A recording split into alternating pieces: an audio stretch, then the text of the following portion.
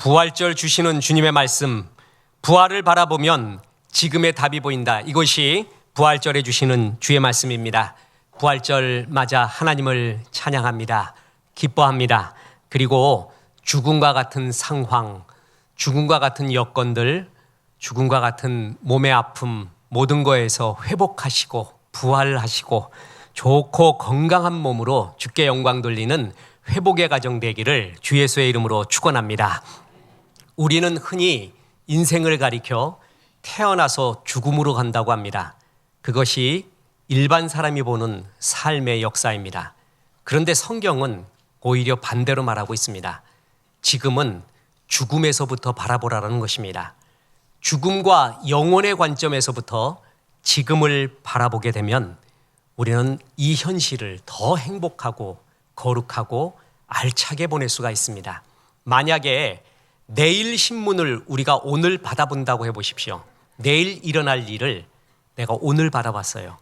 그러면 지금 나의 행동은 달라질 것입니다. 어떤 사람은 투자를 하겠죠. 야, 뭐가 오르는구나, 뭐는 떨어지는구나, 투자할 것입니다. 다른 사람은 다른 보람 있는 일을 또 하게 될 것입니다. 성경은 내일 신문과 같습니다. 우리의 앞으로 일어날 일을 우리에게 미리 다 얘기해 줍니다. 그것을 진짜 믿는다면 오늘 우리는 다른 삶을 살 수가 있게 됐다는 것입니다. 우린 살다 보면 삶의 미로에 빠져서 어느 길을 가야 될지 모를 때가 많이 있습니다. 그때는 높은 곳으로 올라가야 됩니다. 높은 곳에서 보면 내가 어느 미로에 빠져 있는지를 압니다. 그래서 왼쪽으로 오른쪽으로 아니면은 직진으로 어디로 가면은 빠져나올 수 있는 것을 알 수가 있습니다. 성경은 높은 관점을 우리에게 줍니다. 그것이 바로 거룩의 관점, 영원의 관점입니다. 하나님께서 우리에게 말씀을 통하여서 앞으로 될 일, 그리고 높은 관점의 영혼의 관점의 말씀을 해주실 때 우리의 삶은, 지금의 삶은 더욱더 보람 있고 의미 있고 헛된 것을 좇지 않는 생명의 삶이 될 것입니다. 그래서 부활절 오늘 우리에게 주시는 주의 말씀은 첫 번째 교훈이 미래를 알면 지금의 답이 보인다라는 것입니다. 오늘 본문에 보면 마르다 이야기가 나옵니다. 마르다가 오라비 나사로가 죽었다라는 그 상황 속에서 슬퍼합니다. 근데 예수님이 왜 이 결정적인 장면에서 빨리 나타나지 않는지, 많이 지났습니다. 이제 확실히 죽었습니다. 몸에서 창수가 날 정도였습니다.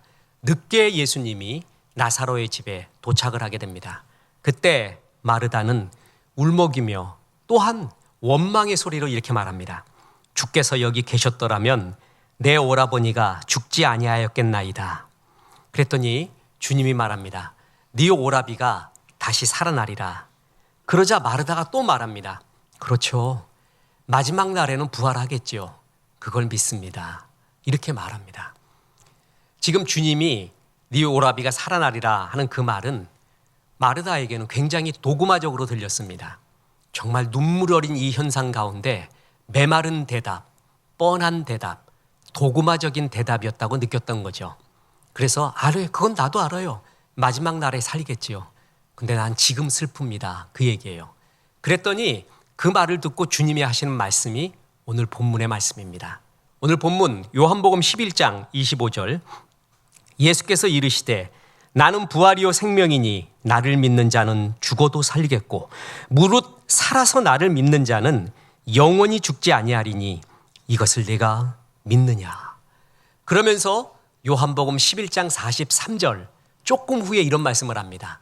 이 말씀을 하시고 큰 소리로 나사로야 나오라 부르시니, 마르다는 이 장면까지는 생각을 못했습니다. 아, 죽은 날, 마지막 날엔 다시 살겠지, 그냥 뻔한 이야기로 위로를 얻고 있었는데 그게 아니었습니다. 죽은 줄 알았던 나사로를 주님이 불러냅니다. 다시 살려냅니다. 만약에 마르다가 이 사실을 알았더라면, 주님이 이렇게 역사하시는 것을 미리 알았다면 주님이 오자마자 기뻐했을 겁니다. 그리고 영광의 찬송을 불렀을 것입니다. 한없이 주님을 영접하고 기뻐했을 것입니다. 그런데 그 사실을 몰랐죠? 믿지도 못했습니다. 마찬가지입니다. 우리가 미래를 알면 지금 우리의 삶에 답이 그제서야 보이게 됩니다. 어느 길로 가야 될까? 그리고 어떤 선택을 해야 될까 말입니다. 셰익스피어는 인생을 두고 너무 잃으면 알 수 없고 알고 나면 너무 늦는다 이렇게 말했습니다. 이게 뭐 원래 학문이라는 것이요, 뻔한 이야기를 어렵게 말하는 게 학문이에요. 다 아는 거를 어렵게 말하는 게 학문의 정의거든요. 우리나라 속담에도 그러지 않습니까? 인생은 철드는 과정이고 철들었다 싶으면 가는 거다. 얼마나 쉬워요. 인생은 모든 과정이 철드는 과정이에요. 이제 조금 철이 들 것 같은데 생각해 보니까 가야 되는 과정이 있습니다. 그때 알았다면, 내가 지금 알고 있는 거를 그때 알았더라면 얼마나 좋았을까? 우리는 수없이 후회합니다. 젊음에 대한 명언이 있습니다. 수많은 명언들이 있지만 저는 두 가지를 좋아합니다. 하나는 제가 반을 지은 거고 하나는 또 완전히 다른 사람의 작품입니다. 젊음에 대해 이렇게 말하는 걸 봤습니다. 젊음은 나비와 같다. 날아간대요. 너무 빨리. 그죠? 근데 저는 거기다 뒤에다 또 붙였습니다. 젊음은 나비와 같고 먹물처럼 지워지지 않는 것. 진짜 나비같이 날아갑니다. 저는 82학번입니다. 아직도 나이 물으면 제 나이는 잘 모르겠어요. 제 아들 나이도 묻지 마십시오. 잊은 지 오래입니다. 어떻게 그렇게 사냐고요? 그렇게 살아온 것 같습니다. 그냥 82학번인 것만 압니다. 그리고 7살에 학교 들어간 거. 82학번이다? 지나보니까 10년이 지났습니다. 아니 보니까 20년 지났더라고요. 아니 보니까 30년이더라고. 그래서 와, 머리 아프다고 봤더니 40년이에요. 젊음은 나비같이 날아갑니다. 그런데 먹물처럼 지워지지 않습니다. 그때 봤던 것, 그때 느꼈던 것, 그때 생각했던 것, 그때 순수했던 것, 방황했던 것, 먹물처럼 지워지지 않는 게 젊음이에요. 그래서 젊음은 나비와 같이 날아가지만 먹물처럼 지워지지 않는 것, 이게 잊혀지지 않습니다. 그런데 또 하나가 있습니다. 버나드 쇼가 말한 거예요. 젊음은 젊은이에게 주기에 너무 아깝다. 버나드 쇼 같아. 젊은이가 이 가치를 몰라. 젊음의 가치를. 지금 우리한테 젊음을 주면은요, 너무 알겠어요. 헛짓 안 하겠어요. 기쁘게 살겠어요. 정말 알곡찬 곳에 투자하겠어요. 그죠? 근데 젊은이한테 주기엔 너무 아까워요. 젊은이. 왜냐하면 걔들은 몰라. 이 즐거움을, 이 기쁨을, 이 가치를. 버나드 쇼 대답 같죠? 나이 들어 돌아보면서 그때 거기는 가지 말았어야지. 그 선택은 하지 말았어야지. 그건 잘못했구나. 그때는 이걸 했어야지. 이렇게 후회하는 때 많습니다. 지금 알고 있는 것을 그때 알았더라면 얼마나 좋을까. 그죠? 이것은 다른 말로 하면은요, 일찍 알면 알수록, 그리고 이를 빨리 행동으로 옮기면 옮길수록 특별한 1%의 인생, 승리하는 1%가 된다라는 것입니다. 미래를 성경은 알려주고 있습니다. 그것은 우리에게 지금을 사는 해답이고 열쇠이기도 합니다. 보십시오. 17세기의 시인 막스 에르만이라고 있습니다. 이 사람 그렇게 유명하지 않았는데 죽은 후에 그의 시가 발표되면서 대단한 영감을 가진 시인이구나. 우리나라에 많이 번역되지 않아서 좀 아쉽습니다. 막스 에르만이 이런 시를 썼습니다. 한 친구에 대해 난 생각한다. 한 친구에 대해 난 생각한다. 어느 날 나는 그와 함께 식당으로 갔다. 식당은 손님으로 10,000원이었다. 주문한 음식이 늦어지자 친구는 종업원을 불러 호통을 쳤다. 무시를 당한 종업원은 눈물을 글썽이며 서 있었다. 그리고 잠시 후 우리가 주문한 음식이 나왔다. 난 지금 그 친구의 무덤 앞에 서 있다. 식당에서 함께 식사한 것이 불과 한 달 전이었는데 그는 이제 땅속에 누워 있다. 그런데 그 10분 때문에 그토록 화를 내다니. 그때 막 화내고 야단 부르스를 했습니다. 그 친구가 한 달 후에 죽었어요. 땅속에 있는 걸 보고 왜 화냈니 그때? 너 이렇게 허무하게 갈 걸. 그때 그것이 뭐가 너의 전부였니? 뭘 그렇게 너를 분노케 했니? 인생 이거 아무것도 아닌데 지금 그 시를 쓰고 있습니다. 역사에서 최악의 잘못된 선택. 1867년 제정 러시아는 미국의 단돈 720만 달러를 받고 알래스카를 매각합니다. 알래스카의 금전적 지금의 가치는 수조 달러에 달합니다. 알래스카에 매장된 유전은 지구 매장량의 10분의 1을 차지하고 풍부한 지하자원과 군사적 요충지입니다.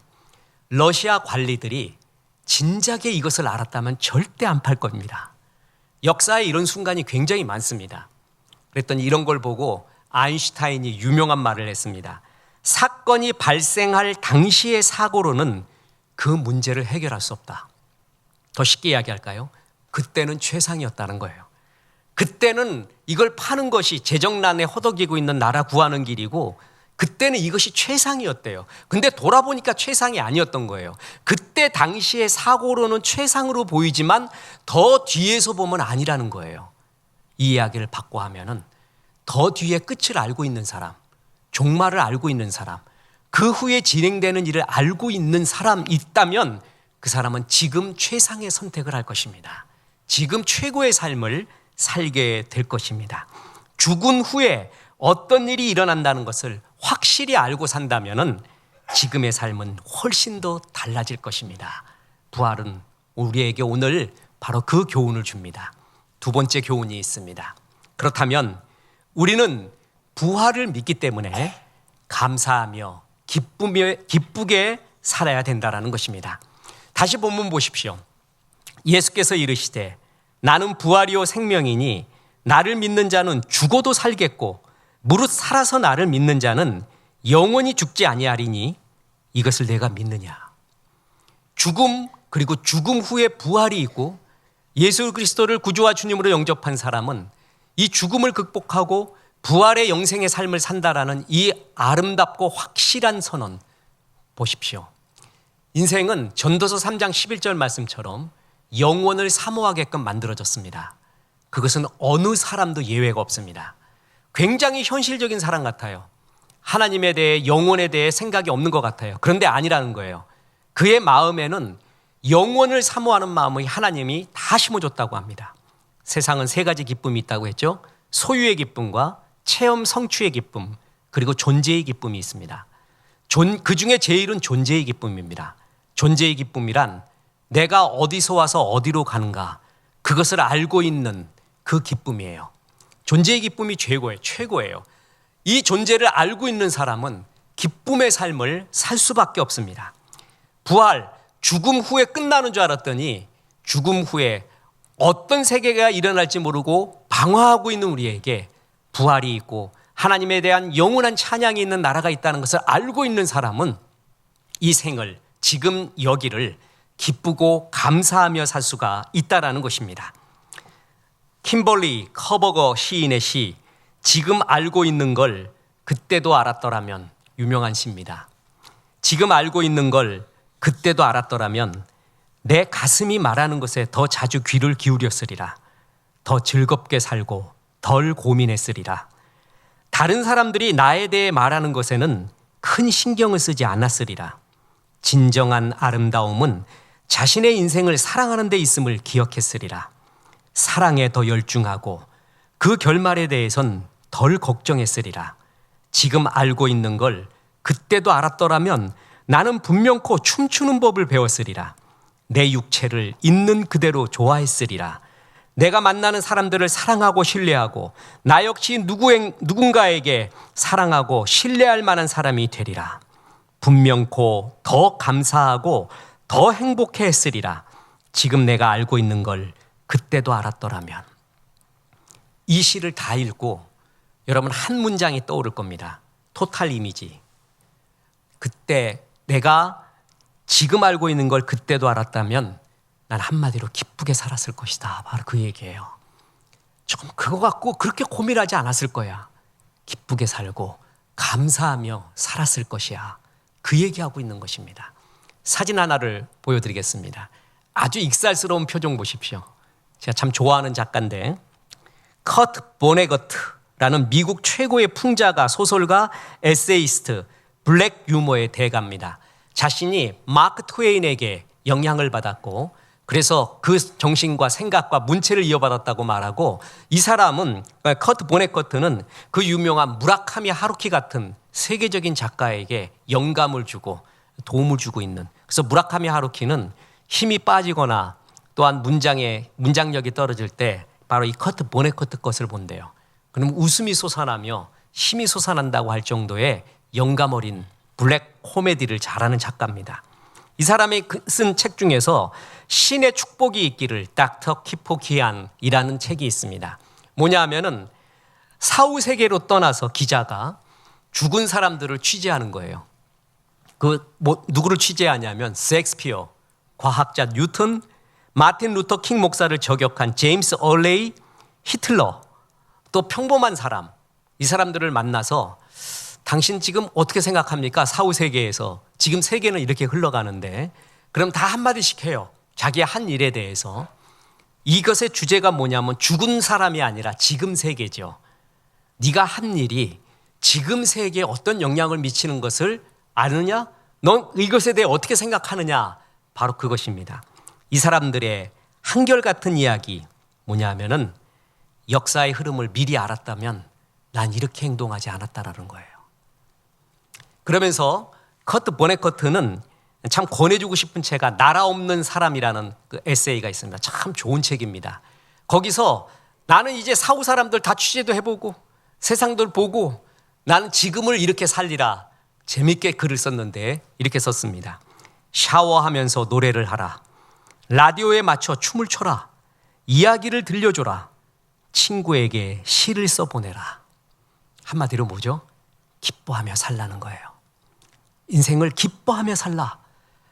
그렇습니다. 부활의 기쁨을 알고 있는 자들.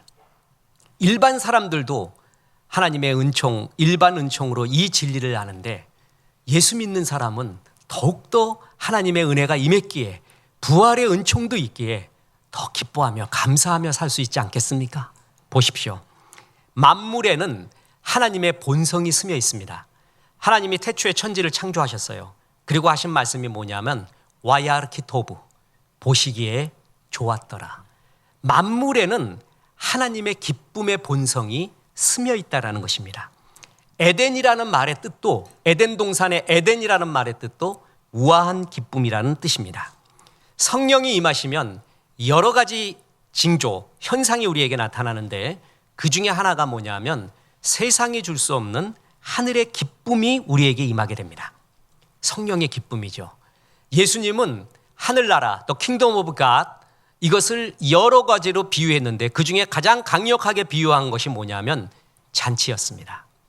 천국은 잔치와 같다라는 것입니다. 지금 우리는 예수 믿는 순간 하나님 나라의 잔치집에 와 있습니다. 우리가 그리스도의 신부가 되어 신랑이 우리에게 아름다운 옷을 입혀주고 잔치를 벌였는데 신부가 인상 쓰고 앉아있으면 어떻게 되겠습니까?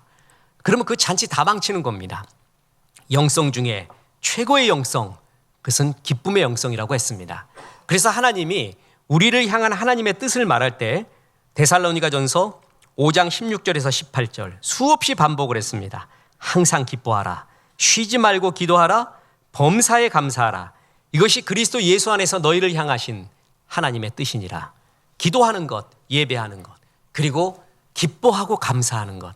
세 가지 뜻 중에 두 가지가 똑같은 말입니다. 기뻐하고 감사하라. 이것이 부활을 가지고 있는 영원을 해결한 너희들이 이 현실 속에서 살아야 될 하나님의 뜻과 영광이라는 것입니다. 이 세상의 기쁨은 호흡과 같다, 안개와 같다. 그 주제가 전도서입니다. 그래서 헤벨 복음이라고 하는데 헛된 입김과 같다 이 세상은, 그 얘기합니다. 그러면서 보세요.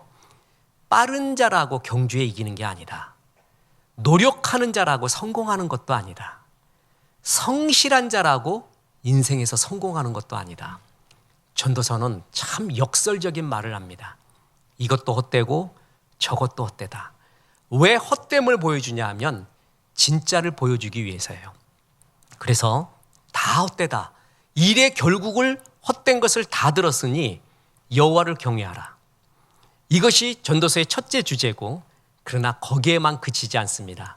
저는 전도서 보고 그 여호와를 경외하는 그 기쁨 플러스 최고의 보너스는 이 세상 일은 다 헛된 것이 많은데 이거는 헛된 게 아니다.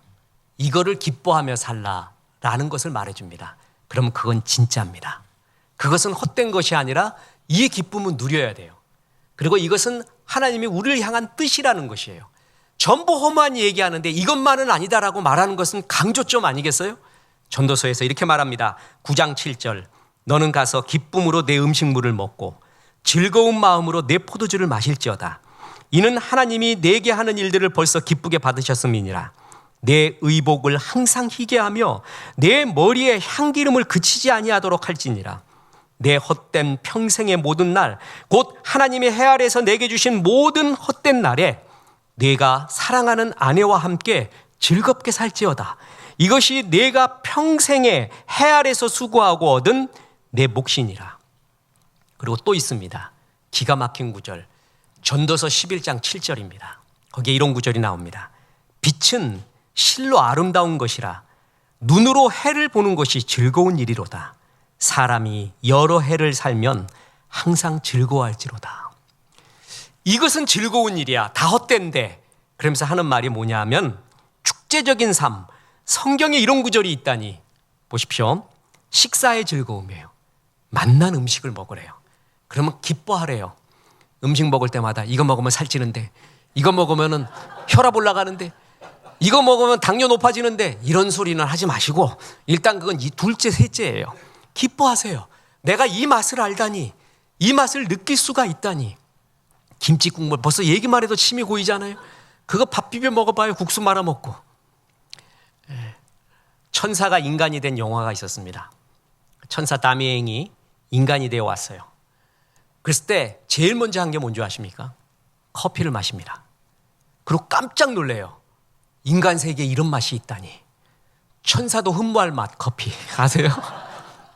그런 걸 우리 지금 먹고 있어요. 이 맛을 느낄 수 있다는 것, 이 맛에 감사하십시오. 그 기뻐하라는 거예요. 뿐만 아닙니다. 제가 이 전도서 구절이 정말 놀랐어요. 내 의복을 항상 희게 하며 내 머리 향 기름을 그치지 아니하도록 해라. 이쁘게 입으래요. 그지같이 입고 다니지 말래요.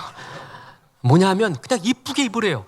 아니, 하나님의 일을 하려면은 이런 거 상관없이 그냥 뭐 거의 거지 수준으로 금식하고 그냥 문제 해결 안 되면은 그냥 강대상에서 3일이건 그냥 강대상에서 자면서 이제 이런 신앙, 순수한 신앙이에요. 존경합니다. 근데 이 구절도 있습니다. 네 용모를 아름답게 꾸미래요. 머리에는 향을 바르래요. 이 주석을 보니까 화장이라고 나옵니다. 저는 이 구절을 보고 놀랐습니다. 하나님이 여인들이 아름답게 화장하고, 저도 방송국 나갈 땐 또 화장합니다.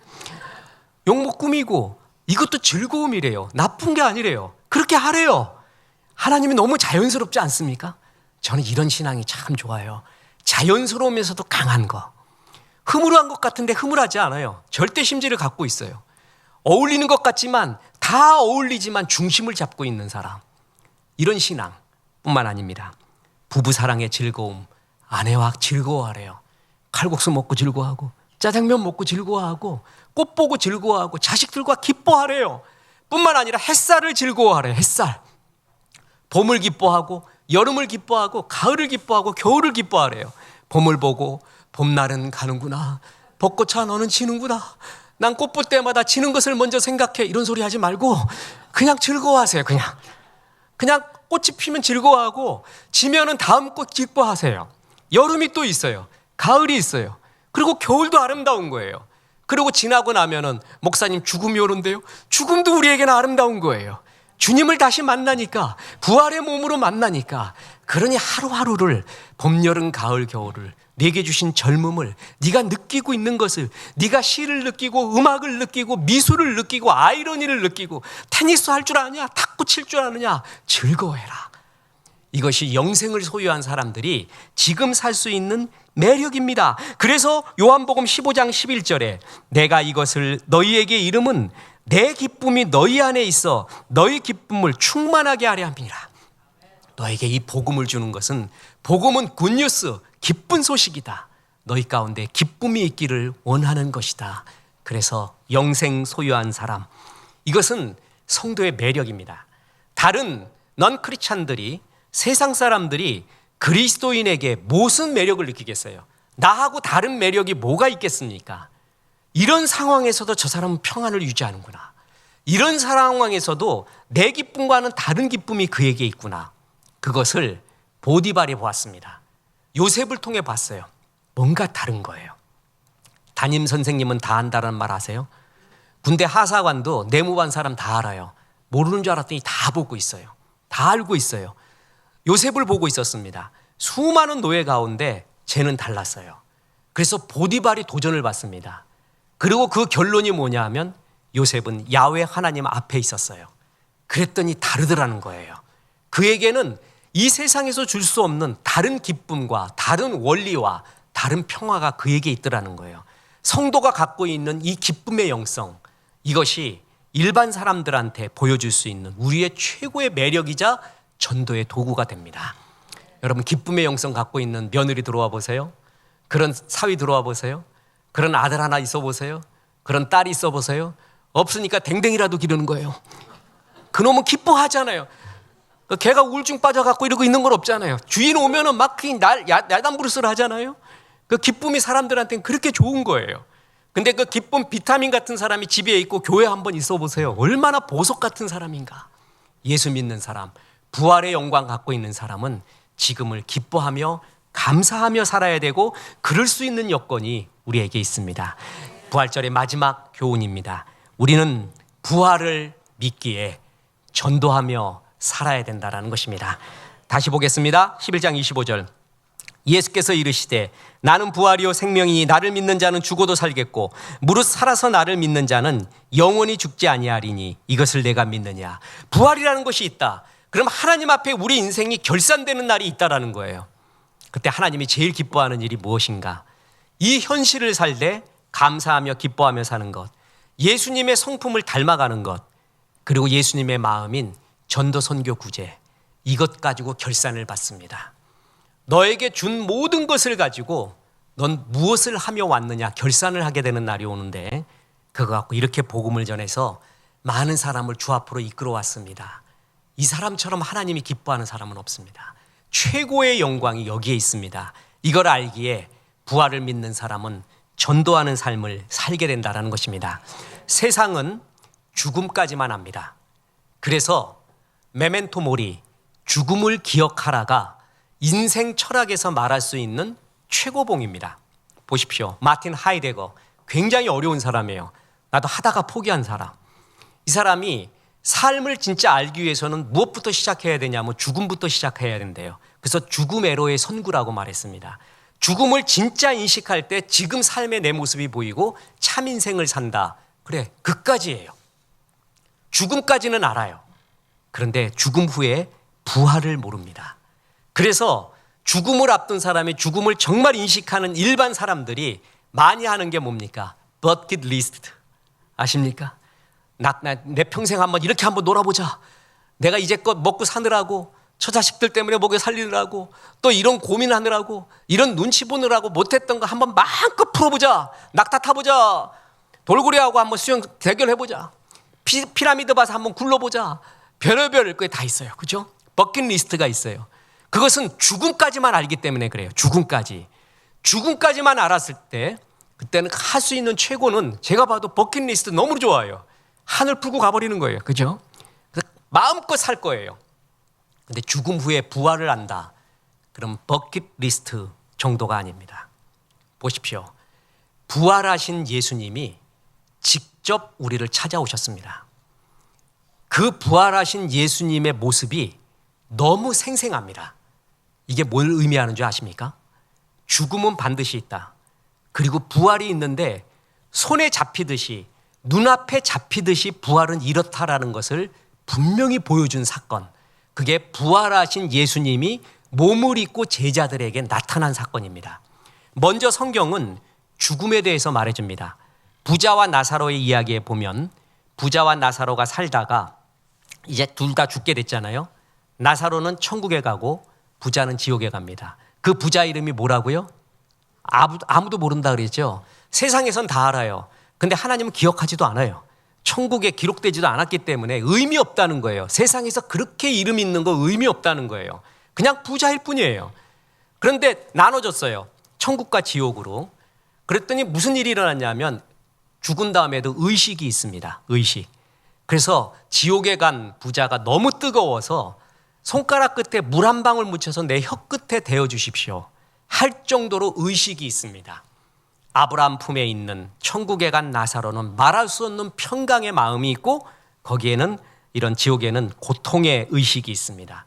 그리고 또 뭐라 그랬냐 하면 둘 사이에는 큰 강이 있어서 아브라함 품에 있는 나사로가 지옥에 올 수도 없고 지옥에 있는 부자가 글로 갈 수도 없습니다. 그래서 뭐예요? 죽은 후에는 그냥 끝나는 겁니다. 명복이라는 것은 없습니다. 명복은 죽은 다음에 복을 말하는 것이거든요. 죽은 다음에 천국 가는 복, 좋은 데 가는 복이 명복인데 그런 것 없습니다. 그냥 죽게 되면 끝나는 거예요. 지금 이 사람은 좋은 일도 많이 했고 나쁜 일도 많이 했고 그래서 왔다리 갔다리 해서 무주구천을 돌고 있다 죽어서.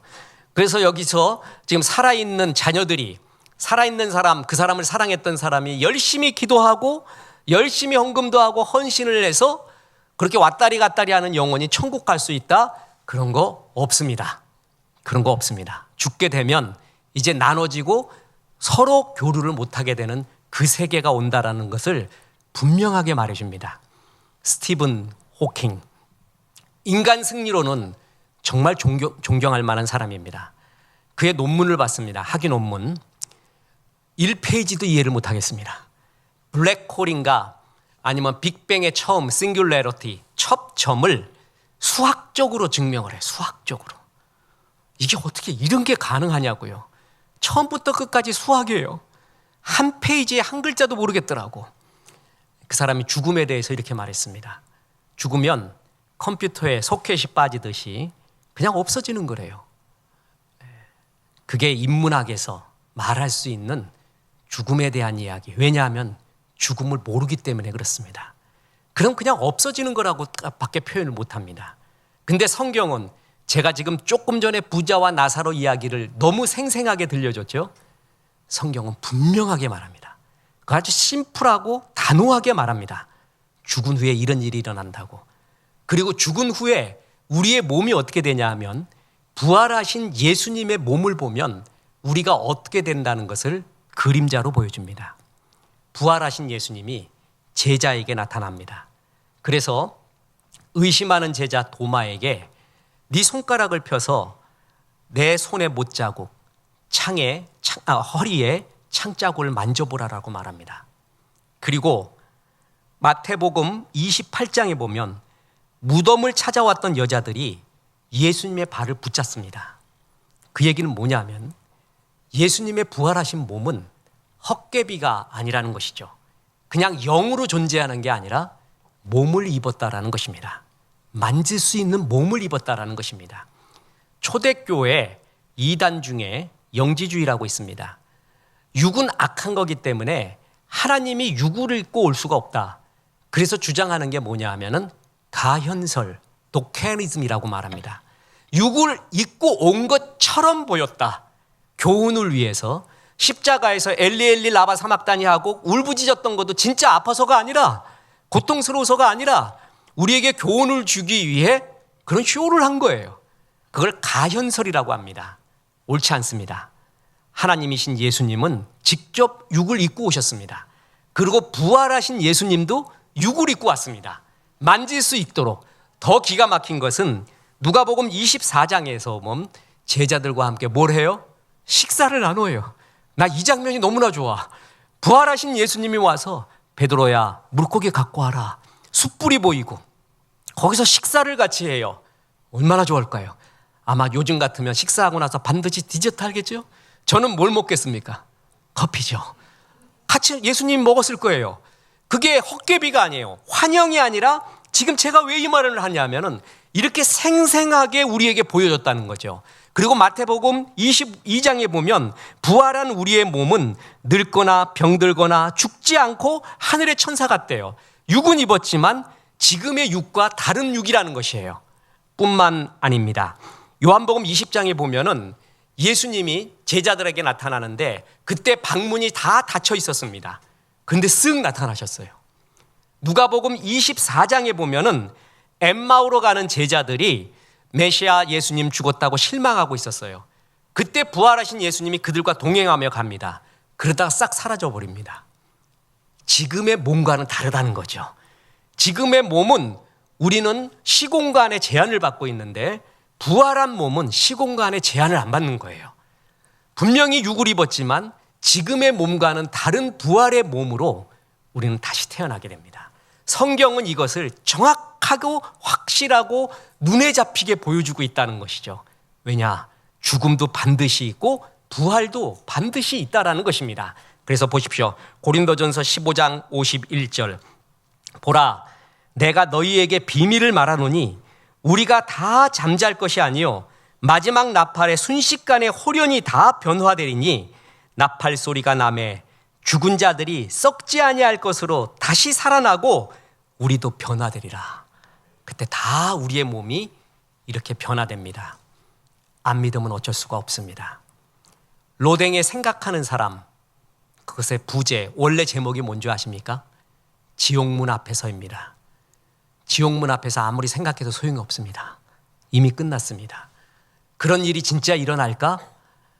지금 살아생전엔 그렇게 생각을 하죠. 그런 일이 일어나면 어떻게 되겠습니까? 그 전에 하나님은 이 사실을 다 분명하게 이야기해 줍니다. 이런 일이 있으니까 너희는 지금을 기뻐하며 살라. 감사하며 살라. 복음 전하며 살라. 예수님 닮으며 살라. 네가 이제 마음속에 있는 육신의 정욕, 안목의 정욕, 이생의 자랑, 그거 다 지나간다. 그건 죽고 나서가 아니라 나이 들어서도 안다. 더 중요한 것은 이것이다 라고 우리에게 부활은 지금 우리에게 이렇게 살라는 답을 우리에게 말해주고 있다라는 것입니다. 분명히 죽음은 오고 또한 부활은 옵니다. 우리보다 먼저 앞서간 천국에 간 사랑하는 사람, 어찌 위로할 수 있겠습니까? 어찌 말할 수가 없습니다. 죄송합니다. 교회 업무에는 먼저 간 사랑하는 사람 때문에 예배를 못 드리고 계속 울고만 계시는 우리 성도님, 어떻게 이야기를 하겠습니까? 그죠? 그것은 다른 거 없습니다. 시간이 약이겠죠? 그거 갖고 되지 않습니다. 그게 바로 도구마적인 말이에요. 그게 아까 마르다가 처음 말했던 도구마적인 말이 그걸로 위로가 안 됩니다. 부활밖에 없습니다. 부활해서 다시 만날 겁니다. 저는 어제도 우리 아버지, 돌아가신 아버지 꿈을 꿨습니다. 그렇게 보고 싶어요. 잘못한 게 많고 사랑한다고 말해주고 싶고 지금 오시면 얼마나, 지금 계셨으면 얼마나 만난 것도 사드리고 얼마나 내가 잘해드릴까 정말 보고 싶어요. 아버지가 이제 화장터로 화장하러 이렇게 들어가는데 못 견디겠더라고요. 근데 너무 불효자 같고 이럴 수 있는가. 그때 주님이 그 말 한마디, 아버지 예수 믿으니까 부활한다. 부활해서 다 만난다. 그거 하나가 말도 못한 위로. 그래, 부활해서 만나지. 부활해서 다 만나지. 그때는 이런 말도 하고 저런 말도 하리라. 그때는 또 이런 노래도 부르고 하리라. 그거밖에 없습니다. 세월은 약이지만 그걸로 답은 아닙니다. 부활하신 주님이 다 만난다고 합니다. 사랑하는 사람 천국에서 다 만날 것입니다. 그 꿈을 꾸십시오. 그리고 그 기도를 하십시오. 마음 아픈 성도님, 부활을 바라보며 주님 바라보며 하나님 앞에 있으십시오. 조지 맥스 루케이도의 이야기를 끝으로 하겠습니다. 맥스 루케이도가 천국에서의 갈채에 보면 전도자 무디의 마지막 모습을 그리고 있습니다. 1899년 12월 22일 무디는 그의 마지막 겨울에 새벽에 잠을 깼다. 밤사이에 더욱 쇠약해진 그는 천천히 또박또박 말을 하기 시작했다. 땅이 물러나고 하늘이 내 앞에서 열리는구나. 가까이에 있던 아들 월이 급히 아버지 곁으로 달려갔다. 아버지, 꿈을 꾸시는군요. 그가 말했다. 아니다. 이것은 꿈이 아니야, 월. 무디가 말했다. 정말 아름다운 광경이다. 뭐라고 말할 수 없을 만큼 좋구나. 이것이 죽음이라면 그것은 정말 달콤한 것이구나. 하나님이 나를 부르신다. 나는 가야 해. 나를 붙잡지 마라. 이것은 무디의 마지막이 아니라 우리의 마지막도 그럴 것입니다. 예수 믿고 이 험한 세상 주 안에서 살아온 우리에게 하나님이 성도의 죽는 것은 귀중히 보신다고 하며 죽는 그 순간에 말할 수 없는 위로와 평강으로 하늘의 천군천사 보내서 찬송 들려줄 겁니다. 그래서 미련 없이 마음껏 떠날 수 있도록 우리에게 위로해 주실 것을 정말 믿습니다. 즉시 가족들이 둘레에 모였고 잠시 후에 그 위대한 전도자는 죽었다. 드와이트 무디의 장례식에는 사랑하는 사람들이 모여서 승리하여 본향으로 돌아가는 그를 축하하며 하나님을 찬양하는 노래를 불렀다. 그때 많은 사람들은 무디가 그해 초에 뉴욕에서 했던 말을 기억했다. 언젠가 여러분은 무디가 죽었다는 신문 기사를 읽을 것입니다. 그러나 그 말을 믿지 마십시오.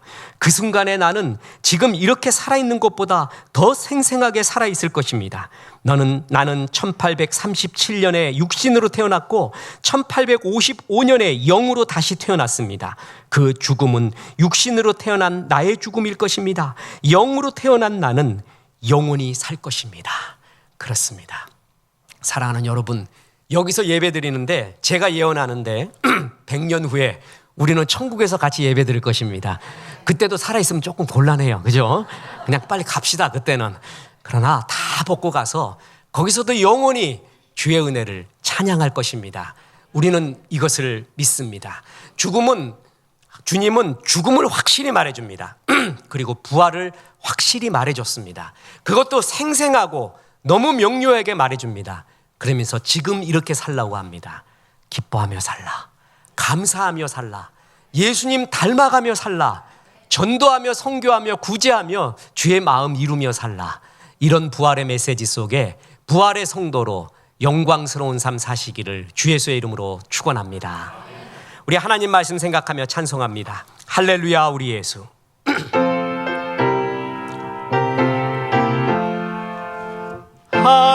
할렐루야 우리 예수 부활 승천하셨네. 세상 사람 찬양하니 천사와 파도다. 구주 예수 부활하사 사망 권세 이겼네. 구주 예수 부활하사 사망 권세 이겼네. 할렐루야 우리 예수 왕의 왕이 되시고 우리들의 중보 되신 성령 증거하시네. 구주 예수 부활하사 청열매 되셨네. 구주 예수 부활하사 청열매 되셨네. 이제는 우리 구주 예수 그리스도의 은혜와 하나님의 크신 사랑과 성령님 부활을 기억하라 말씀하심이 이 말씀에 아멘 하며 부활을 믿는 성도로서 이 세상에서 감사하며 기뻐하며 살고 하나님의 영광 위에 살도록 기도한 성도들에게 함께 하셔서 이제부터 끝날까지 크신 영광 받으시옵기를 우리 구주 예수 그리스도 이름으로 축원하옵나이다. 아멘.